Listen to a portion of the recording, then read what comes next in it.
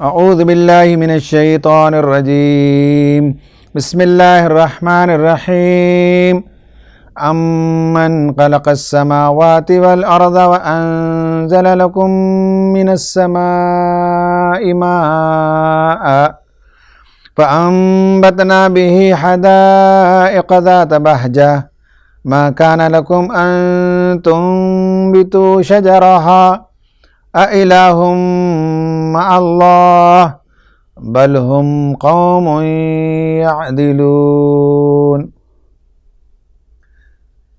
حضرات، آج 20ویں پارے کا خلاصہ بیان کرنا پیش نظر ہے۔ اس پارے میں 3 صورتیں آئی ہیں، سورہ نمل کا بقیہ حصہ، سورہ قصص اور سورہ عنکبوت۔ بالخصوص اس پارے کی شروعات بہت شاندار ہے۔ اللہ تبارک و تعالی نے لوگوں کو اس کی طرف بلانے کے لیے کس طرح سے عقل کو، ضمیر کو، وجدان کو اس نے اپیل کیا۔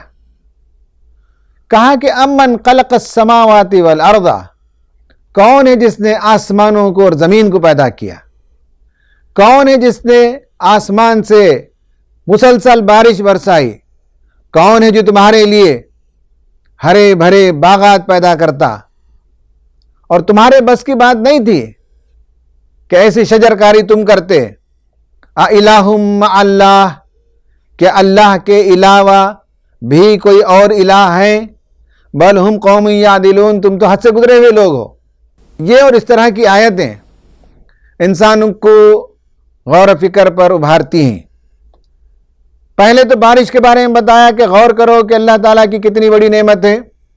بارش اللہ تعالیٰ جب برساتا ہے تو ساری قوم منتظر رہتی ہے، اس کے بغیر نہ اناج ہوتا ہے، نہ فصل تیار ہوتی ہے۔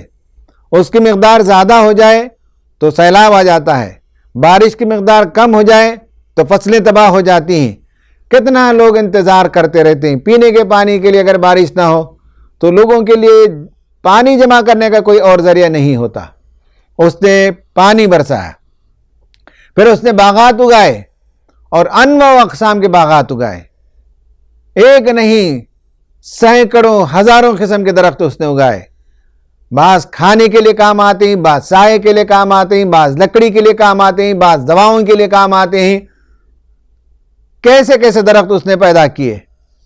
پھر زمین کی طرف دیکھو کہ اس نے زمین کو کیسے متوازن بنایا۔ امن جعل الارض قرارا وجعل خلالها انہارا، کہا کہ زمین پر غور کرو کہ تم بہت آرام کے ساتھ اس پر چلتے ہو۔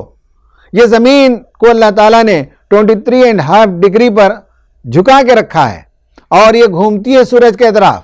اس 23.5 ڈگری کو اگر آپ راؤنڈ فگر 25 کر دیتے، 20 کر دیتے تو یہ زمین کی پوری گردش متاثر ہو جاتی۔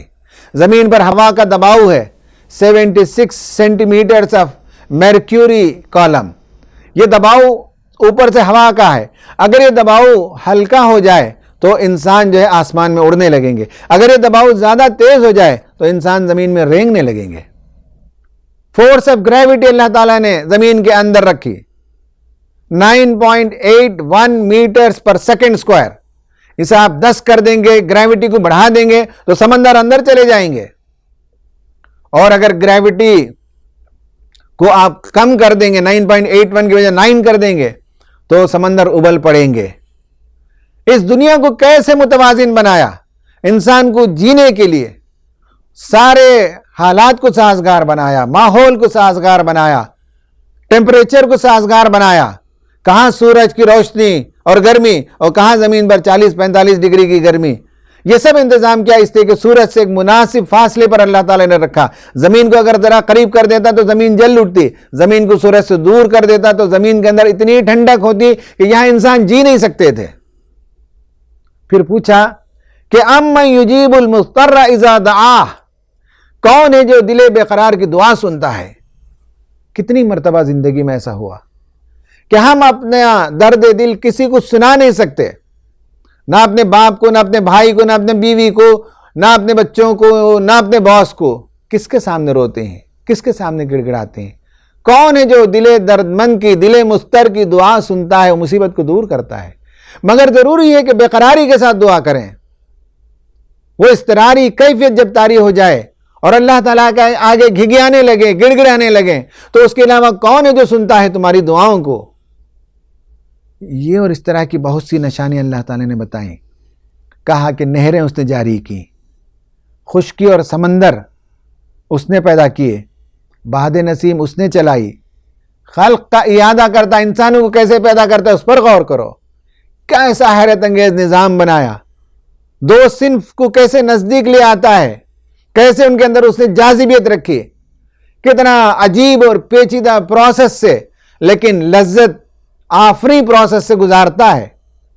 اور اس میں مرد جو مادہ منویہ خارج کرتا ہے، 20 کروڑ سیلز ہوتے ہیں، ان میں سے ایک سیل کا انتخاب ہوتا ہے جو جا کر عورت کے بیضے سے ملاقات کرتا ہے اور اس سے بچہ پرورش پانے لگتا ہے. انسان کو کتنے پیچیدہ تناسل کا نظام، پیدائش کے اندر فیٹس ڈیولپمنٹ کا نظام، ان سب سے گزار کر ایک بھلا چنگا، خوبصورت، صحت مند، سب کے دلوں کو خوش کر دینے والا بچہ دنیا میں آتا ہے. کون ہے جو نسل کی افزائش کراتا ہے؟ کون ہے جو تمہیں روزی دیتا ہے؟ کتنے لوگ ہیں جو بے صلاحیت اللہ تعالیٰ نے مالا مال کر دیا؟ کتنے لوگ ہیں جن کی تعلیم نہیں، اس کے باوجود جو ہے رزق فراوانی ہو گئی؟ کتنے لوگوں کو زندگی بھر محنت کرنی پڑی لیکن اس کے بعد ایک آسودگی کا جھونکا آیا تو مالا مال کر دیا؟ رزق کون دیتا ہے؟ کس کے ہاتھ میں یہ ساری چیزیں ہیں؟ ان سب کا ذکر آیا. پھر فرمایا گیا کہ آپ ان لوگوں کے اعتراض پر غم نہ کریں، آپ کا دل تنگ ہونے نہ پائے. وقت آ لگا ہے، لوگ قرآن سے سمجھ جائیں تو ان کے لیے اچھا ہے، ورنہ یہ ہے کہ اللہ تعالیٰ کا عذاب آئے گا، اور وہ جب آئے گا تو لوگوں کی زبان گنگ ہو جائے گی. قیامت کے قریب زمین سے ایک جانور نکلے گا اور وہ بولے گا، وہ بات کرے گا. قیامت کا دن جب قائم ہوگا تو لوگوں کے دل گھبرائے ہوں گے، پہاڑ بادل کی طرح اڑ رہے ہوں گے، اور لوگوں کو ایک ساتھ جمع کر دیا جائے گا میدان محشر میں. جہنم میں برے لوگوں کو جھونک دیا جائے گا منہ کے بل. یہ سب باتیں کہنے کے بعد آپ نے فرمایا، لوگوں میں نذیر ہوں. پروفیٹ ہوڈ کا ایک کام، ایک آئیڈیا یہ ہے کہ رسول نذیر ہوتا ہے، انذار کرنے والا ہوتا ہے. اس پر یہ سورت ختم ہوئی.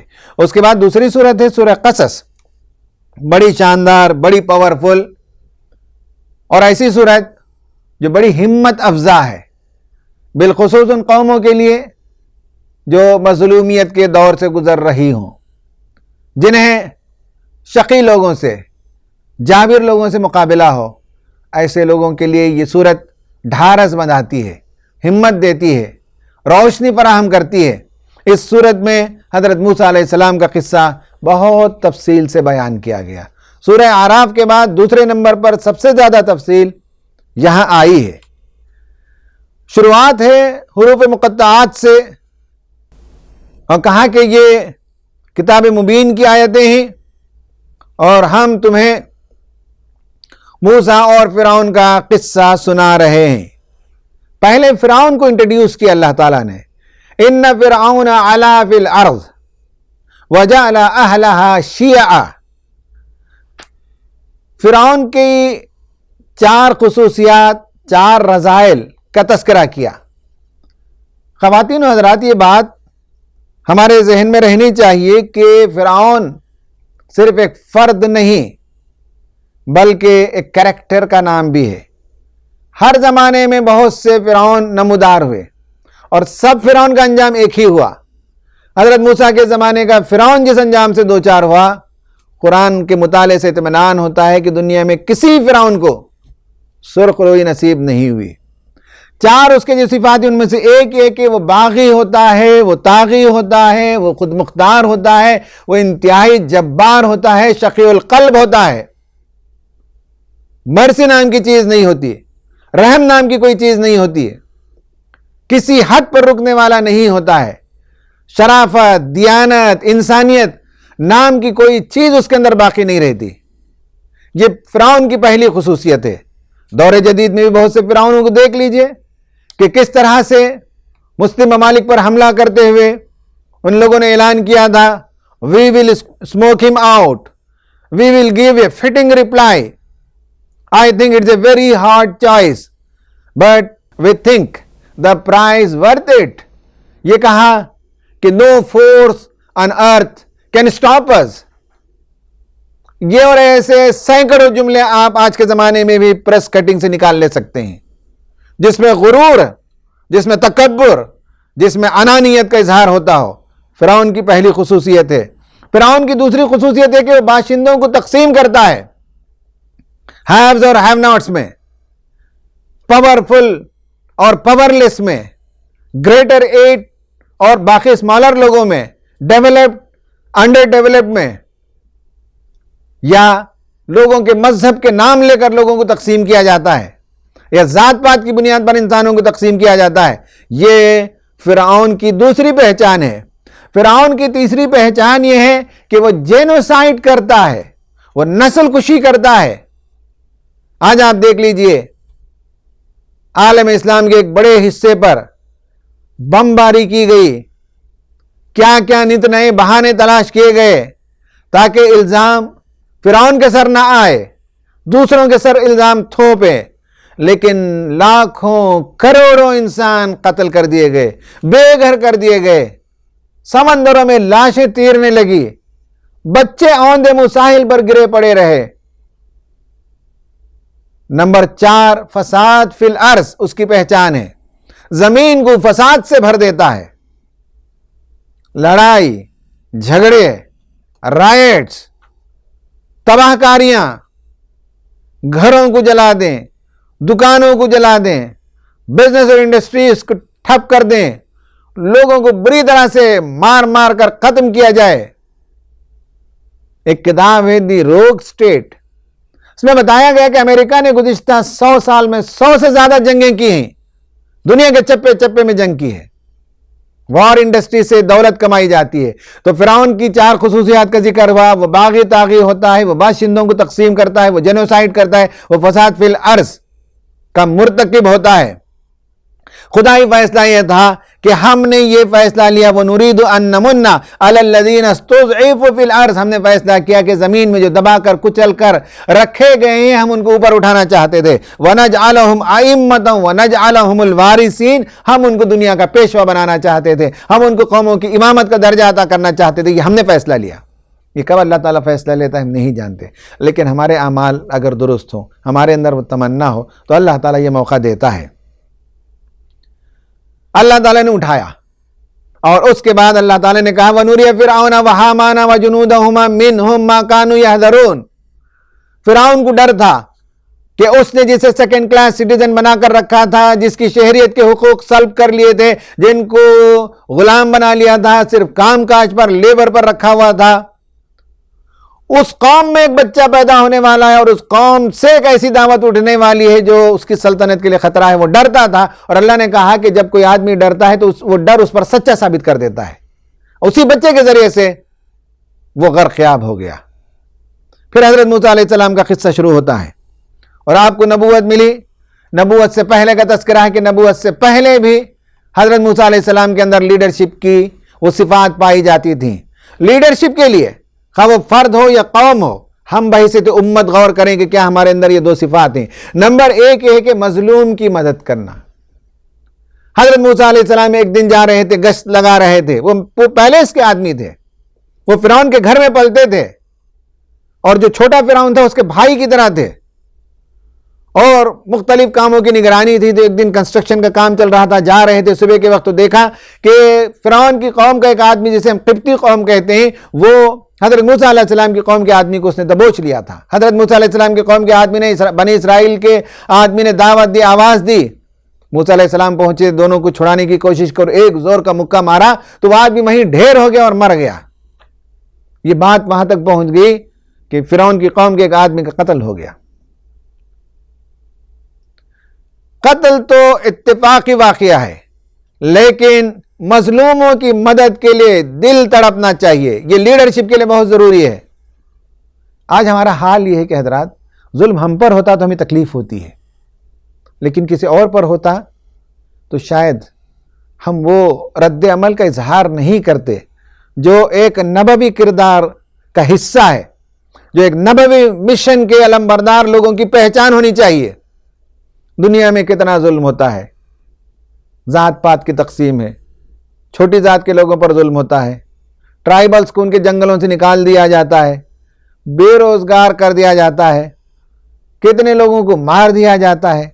مظلوموں کی حمایت میں کھڑے ہونے کا جب تک جذبہ اور یارہ نہ ہو، اللہ تعالیٰ کا فیصلہ کیسے آئے گا کہ ہم نے فیصلہ کیا کہ کمزوروں کو اوپر اٹھائیں گے؟ یہ ایک واقعہ ہوا۔ پھر اس کے بعد ایک آپ کا چاہنے والا تھا، اس نے آ کر کہا کہ دیکھو دربار میں تمہارے قتل کی سازشیں ہو رہی ہیں، یہاں سے نکل جاؤ۔ حضرت موسیٰ علیہ السلام تنے تنہا نکل گئے، مصر سے مدین کی طرف جانے لگے۔ خاردار وادیاں اور پہاڑوں اور جنگلوں اور بیابانوں سے گزرتے رہے، تنے تنہا پیدل چلتے رہے۔ بھوک اور پیاس کی تنگیوں نے آ کر دبوچا، تنہائی کی وحشت میں مبتلا رہے، کیا کیا بے قراریاں تھیں۔ وہ چلتے گئے، ایک گاؤں میں پہنچے تو دیکھا کہ ایک گاؤں میں کنواں ہے، لوگ ہیں کہ اپنی بکریوں کو پانی پلا رہے ہیں۔ دو بہنوں کو دیکھا کہ وہ اپنی بکریوں کے ریوڑ کو کھینچ کر سنبھال کر کھڑی ہوئی ہیں۔ کیوں؟ اس لیے کہ مرد اپنی باری لگا رہے ہیں اور لڑکیوں کو باری لگانے کا موقع نہیں مل رہا ہے کہ وہ اپنی بکریوں کو پانی پلا سکیں۔ حضرت موسیٰ علیہ السلام آگے بڑھے، کہا کہ ہٹو، اور وہ جو کنویں کے اوپر پتھر کا سل تھا اسے اٹھایا اور پانی سینچ کر بکریوں کو پلا رہے تھے۔ دونوں بہنیں گئیں، اپنے والد سے کہا کہ ایک ایسے آدمی سے آج ہماری ملاقات ہوئی جس نے ہماری مدد کی۔ انہوں نے بتایا کہ ہمارے والد بزرگوار ہیں، اس لیے ہماری مجبوری ہے کہ ہم معاشی ذمہ داری ادا کرتے ہیں، بکریوں کو چراتے ہیں، پانی پلاتے ہیں اور شام میں گھر کو لے جاتے ہیں۔ وہ دو بہنیں تھیں۔ آ کر حضرت موسیٰ علیہ السلام کو انہوں نے بلایا۔ حضرت موسیٰ علیہ السلام گئے تو تفسیر کی کتابوں میں کہ وہ شعیب تھے، وہ شعیب علیہ السلام تھے یا کوئی اور شعیب تھے، اس پر کوئی وضاحت نہیں ہے۔ غالباً یہ کہ وہ نبی نہیں تھے، ایک شعیب نام کے صاحب تھے۔ ان کی دو بیٹیوں میں سے ایک بیٹی کا آفر دیا اور کہا کہ تم چاہیں تو ان سے شادی کر لو۔ پانی پلانے کے بعد حضرت موسیٰ علیہ السلام یہ درخت کے نیچے جا کر آرام کرنے لگے اور دعا کرنے لگے، ربی انی لما انزلت الی من خیر فقیر، پروردگار جو خیر بھی تو میری طرف نازل کر دے میں اس کا محتاج ہوں۔ اسپیسیفکس نہیں ہے، یہ چاہیے وہ چاہیے، جو خیر مل جائے، جو بھلائی مل جائے۔ ہمارے نوجوانوں کی بھی عادت پیدا کرنی چاہیے، بعض دفعہ بہت چوزی ہوتی ہیں جس کے نتیجے میں نوکریوں کے لیے تلاش کرتے کرتے 5-10 سال گزار دیتے ہیں، اس لیے کہ ان کے معیار بہت اونچے ہوتے ہیں، وہ ہر کام کرنے کو عیب سمجھتے ہیں۔ نبی نے عیب نہیں سمجھا، دعا کی کہ جو خیر مل جائے اس کا میں محتاج ہوں۔ تو اللہ تعالیٰ نے حضرت موسیٰ علیہ السلام کو پہنچا دیا شعیب کے گھر، وہاں ایک بیٹی سے شادی ہو گئی۔ حضرت موسیٰ علیہ السلام مختلف حالات سے گزرے، بڑی تکلیفوں سے گزرے۔ مولانا علی میاں ندوی رحمۃ اللہ علیہ نے لکھا ہے، رسالت کا کام ہی ایسا ہے کہ مشکلات سے گزرنا پڑتا ہے۔ اس کی امت کو بھی اگر مشکلات آتی ہیں، تکلیفیں آتی ہیں، تو معلوم ہونا چاہیے کہ وہ نبیوں کے راستے پر ہے، اور نبی صلی اللہ علیہ وسلم اور موسیٰ علیہ السلام یہ دونوں ایسے نبی ہیں جن کے لیے مشکلات بہت سخت تھیں، ہر نبی کے لیے تھیں، لیکن ان دونوں کے واقعات قرآن میں جب ہم پڑھتے ہیں تو معلوم ہوتا ہے کہ بہت ہی سخت ترین حالات سے انہیں گزرنا پڑا۔ شدائد اور پریشانیوں کا بوجھ اتنا تھا کہ اللہ تعالیٰ کی مدد سے وہ سہار لے گئے۔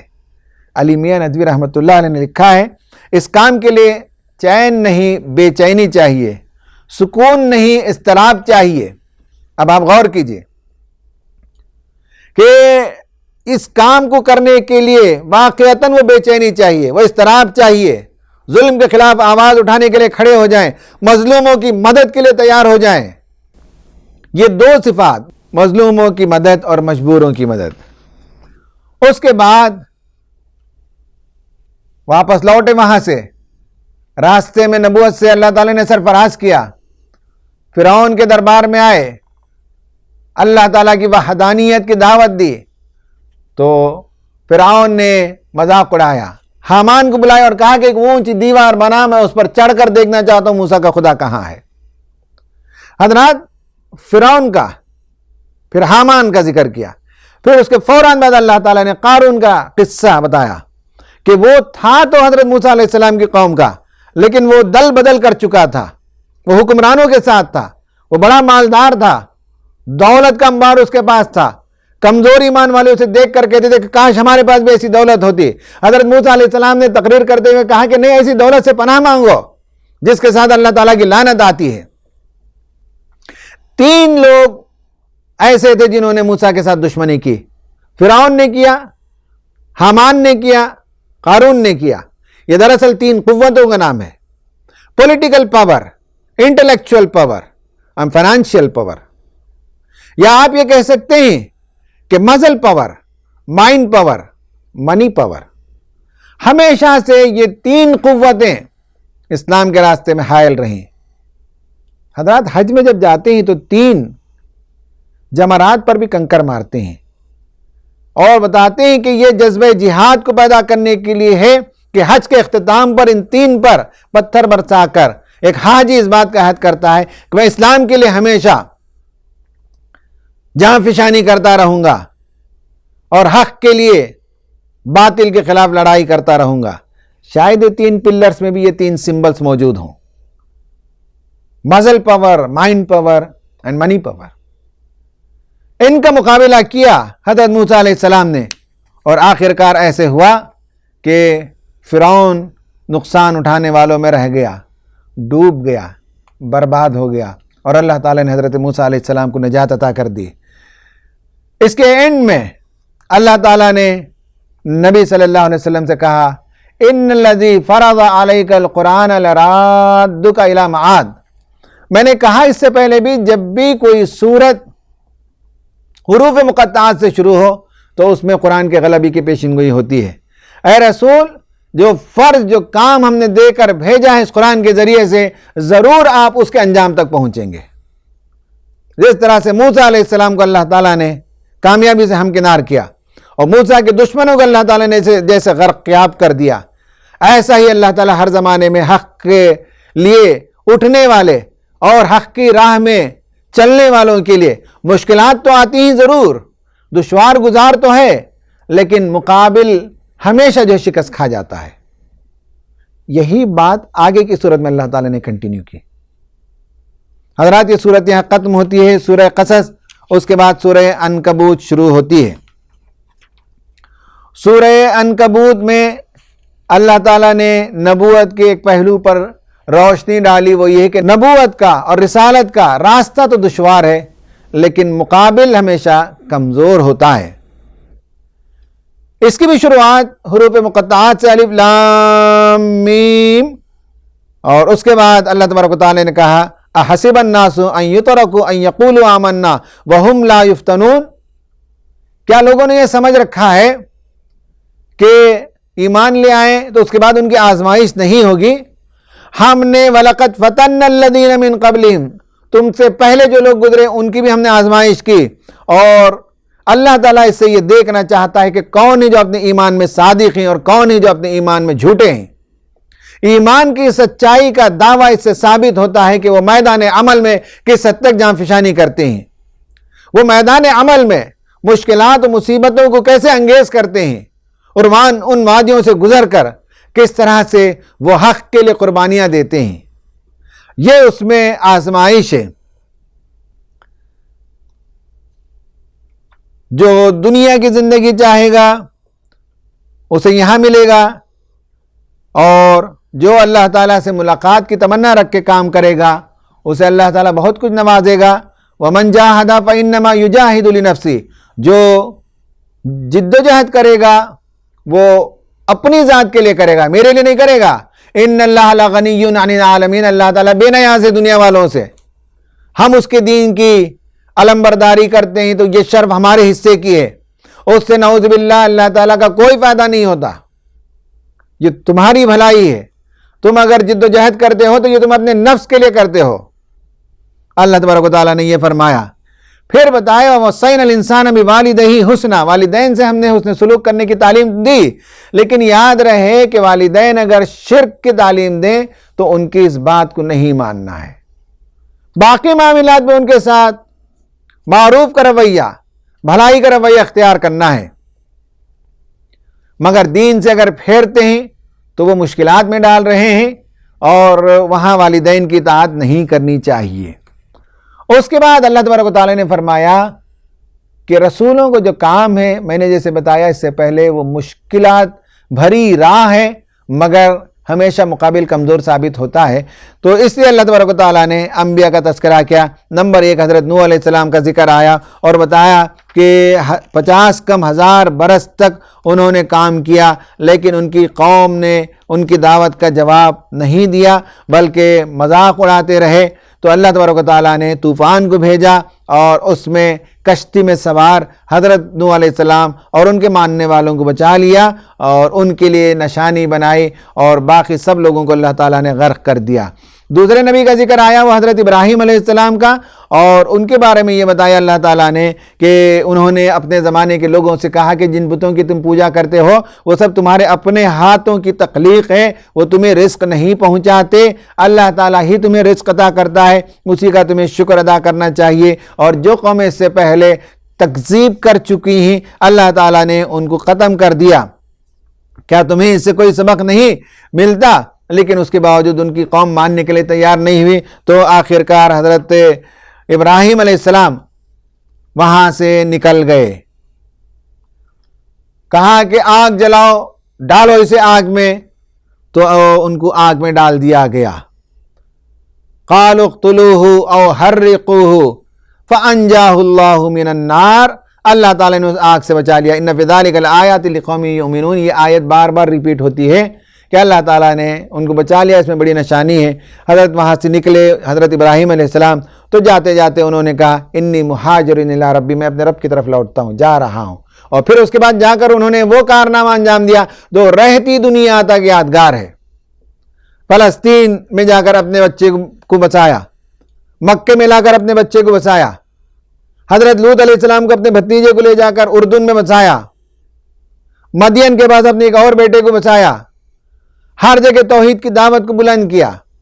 یہ شاہراہیں تھی اس زمانے میں، تجارت کی شاہراہیں، اپنے بچوں کو تجارت کی شاہراہوں پر بٹھایا تاکہ تجارتی قافلوں میں بھی دعوتی کام ہو سکے اور ہمارے بچے بھی تجارت کر سکیں اور آسانی سے رزق کما سکیں۔ میں جا رہا ہوں اپنے خدا کی طرف۔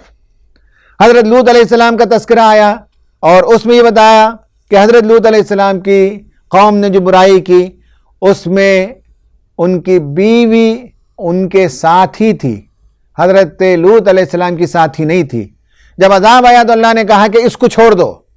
حضرت لوط علیہ السلام اپنی بیوی کو چھوڑ کر چلے گئے تو ان کی بیوی سمیت قوم پر عذاب آ گیا۔ نمبر 4 حضرت شعیب علیہ السلام کا تذکرہ آیا کہ کس طرح سے ان کی قوم نے برائیاں کی، اور حضرت شعیب نے کہا کہ زمین میں فساد برپا نہ کرو، راستوں میں نہ بیٹھو اور ڈاکے نہ ڈالو، لیکن اس کے باوجود نہیں مانے تو فَكَذَّبُوهُ فَأَخَذَتْهُمُ الرَّجْفَةُ فَأَصْبَحُوا فِي دَارِهِمْ جَاثِمِينَ، تو اللہ تعالیٰ نے ایک چیخ اور چنگھاڑ سے پوری قوم کی حیات کو بجھا دیا، قوم ختم ہو گئی۔ اس کے بعد حضرت موسیٰ علیہ السلام کا تذکرہ آیا اور کہا کہ قارون، فرعون، حامان، ان کا بھی ذکر آیا، کس طرح سے اللہ تعالیٰ نے ان سب کو ختم کر دیا، برباد کر دیا۔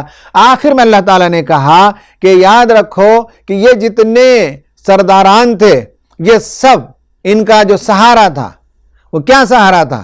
اپنی ذات، اپنی نسل، اپنی برتری، اپنی حکومت، اپنی دولت، یہی تو چیزیں تھیں۔ یہ مکڑی کے جالے کی طرح کمزور ہیں۔ کیسے کیسے لوگ جو دولت مند تھے قلاش ہو گئے، کیسے کیسے حسینائیں تھیں آج چڑیل کی طرح ان کی صورت ہو گئی، کیسے کیسے لوگ تھے جن کا ڈنکا بجتا تھا ایک زمانے میں، اس کے بعد اللہ تعالیٰ نے بے نام و نمود کر دیا۔ کیا چیز ہے یہ جس کے پیچھے یہ تراتے ہیں؟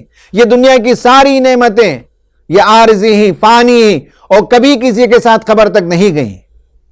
کہا اللہ تبارک و تعالیٰ نے کہ جو سہارے ان کے ہیں وہ قلعے کی دیوار نہیں ہیں، جن کی بنیاد پر یہ سارا زعم کر رہے ہیں وہ کمزور ترین بنیادیں ہیں، وہ مکڑی کے جالے کی طرح ہیں، اور مکڑی کا جالا ایک انگلی کی مار برداشت نہیں کر سکتا۔ بشرطے کہ وہ انگلی تیار ہو جائے، تب مکڑی کے جالے کو نکال دیا جا سکتا ہے۔ وہ چوٹ برداشت نہیں کر سکتا۔ اسی طرح یہ لوگ توقعات کے جو گھروندے بنا رہے ہیں، یہ سب دعوت حق کے نتیجے میں پاش پاش ہو کر رہ جائیں گے۔ نبی صلی اللہ علیہ وسلم کو اس کی تلقین کی گئی۔ اللہ تعالیٰ سے دعا ہے کہ اللہ تبارک و تعالیٰ ہمیں ان صورتوں میں جو سبق آموز باتیں بیان کی گئی ہیں، جو موٹیویشن دیا گیا ہے، اسے پانے اور اپنے حصے کے کام کو کرنے کی توفیق عطا فرمائے۔ آمین۔ وآخر دعوانا ان الحمد للہ رب العالمین۔